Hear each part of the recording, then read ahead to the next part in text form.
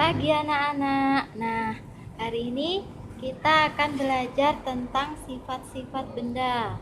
Nah, pertama Ibu akan menjelaskan tentang bentuk-bentuk benda atau macam-macam benda, yaitu benda digolongkan menjadi 3 macam, yaitu benda padat, benda cair, dan juga benda gas, dan memiliki sifat-sifat yang berbeda. Seperti benda gas ini sifatnya padat dan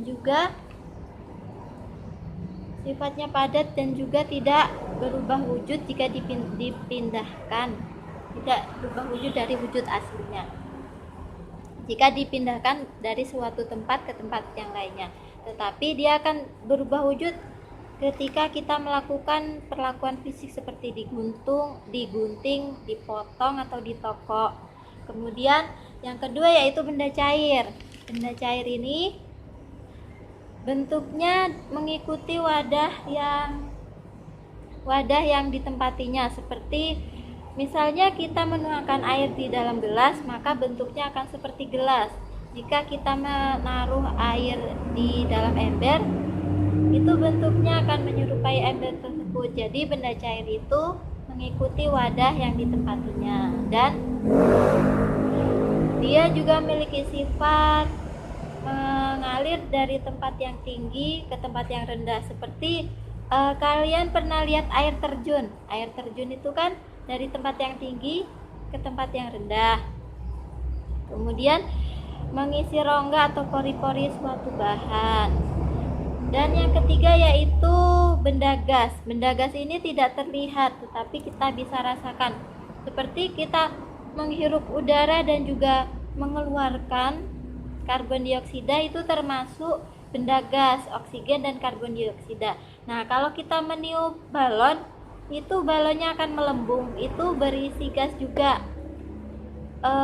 Seperti angin, hembusan angin itu juga termasuk gas. Nah, itulah sifat-sifat benda tadi kan, ada banyak.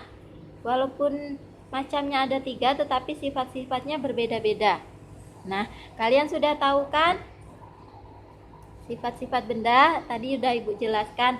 Kalau begitu sekarang Ibu akan memberikan tugas.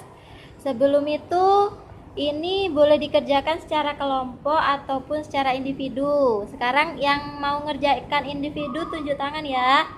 Dan yang mau ngerjakan kelompok tunjuk tangan, biar Ibu bagi kelompoknya. Nah, sudah kan? Yang individu sudah, yang mau ngerjain kelompok udah dapat kelompoknya semua kan? Sekarang buka buku kalian halaman 11. Itu ada tugas percobaan kan? Ini percobaan 1. Nah, alat dan bahannya ini pensil, 2 pensil, kemudian penghapus, peraut pensil dan juga buku catatan. Kemarin udah Ibu suruh bawakan pensil dan juga peraut pensilnya. Kemudian langkah-langkah kegiatannya Ibu jelaskan sedikit ya. Nah, nanti kamu gambar pensil yang utuh itu, kemudian setelah itu diraut dengan rautan pensil. Setelah diraut, digambar lagi, kemudian dibandingkan dengan gambar yang sebelumnya. Dan kemudian ambil penghapus pensil ini, diamati dulu bentuknya, kemudian digambar di buku catatan. Setelah itu digosok-gosokkan ke meja. Setelah digosokkan kita amati lagi, habis itu digambar lagi. Kemudian amati apakah berubah bentuk atau tidak.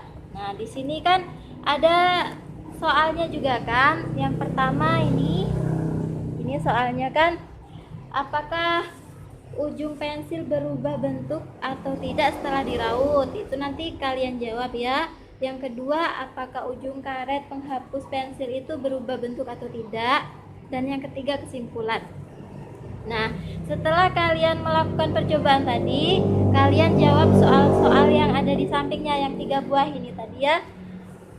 Nah, tadi udah Ibu jelaskan kan? Itu tugas percobaannya. Sekarang kalian kerjakan ya. Yang individu kerjakan individu, yang kelompok kerjakan kelompok. Ibu tunggu 20 menit dari sekarang ya. Sekarang kerjakan dulu. Sudah habis ya, jadi sudah selesai semua tugasnya kan, yang kelompok dan juga yang individu. Sekarang maju ke depan satu-satu, dilaporkan hasil tugasnya tadi kan. Ayo, mulai dari yang ujung sana dulu ya, yang ujung sana, maju satu-satu. Nah, itu tadi kesimpulan dari percobaan pertama kita, yaitu pensil ini akan berubah bentuk jika diraut. Itu berarti dia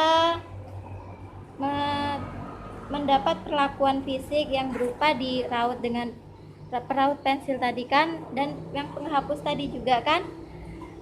Jadi penghapus dan juga pensil tadi merupakan benda padat yang mendapat perlakuan fisik berupa digosok-gosok dan juga diraut tadi. Jadi dia berubah bentuk dari bentuk semula ke bentuk yang baru. Dari yang tumpul tadi jadi runcing. Yang digosok-gosok tadi ujungnya yang runcing tadi, yang masih kotak, jadi tidak kotak lagi penghapusnya. Nah, jadi itulah kesimpulan dari tugas yang Ibu berikan hari ini. Kemudian minggu depan persiapkan untuk percobaan yang kedua ya.